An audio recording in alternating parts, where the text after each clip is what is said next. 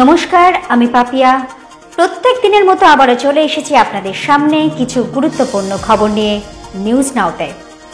সিঙ্গুরে কৃষি শিল্প পার্ক স্থাপনের ঘোষণার পর রাজ্য সরকারের এই সিদ্ধান্তকে স্বাগত জানিয়েছেন এলাকার কৃষকেরা। এই পদক্ষেপ কৃষির বিকাশ ও কর্মসংস্থানে সাহায্য করবে। সিঙ্গুর স্টেশনের কাছে জাতীয় হাইওয়ে 2 এর উপর 11 একর জমিতে তৈরি হচ্ছে কৃষি শিল্প পার্ক।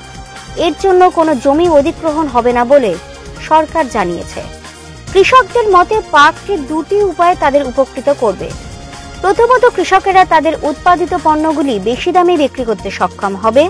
দ্বিতীয়ত, কৃষকদের পরিবারের যুবকরা কৃষি শিল্প পার্কে চাকরি পাবেন। সহজেই ন্যূনতম পরিবহন ব্যয়ে কাঁচামাল পাওয়ার দরুন বিনিয়োগকারীরাও সিঙ্গুরে তাদের ইউনিট খোলার দিকে ঝোঁক দেখাবে বলে মনে করছেন বিশেষজ্ঞরা। প্রত্যেকটা গুরুত্বপূর্ণ খবরের আপডেট পেতে চোখ রাখুন, সঙ্গে থাকুন নিউজ নাওতে।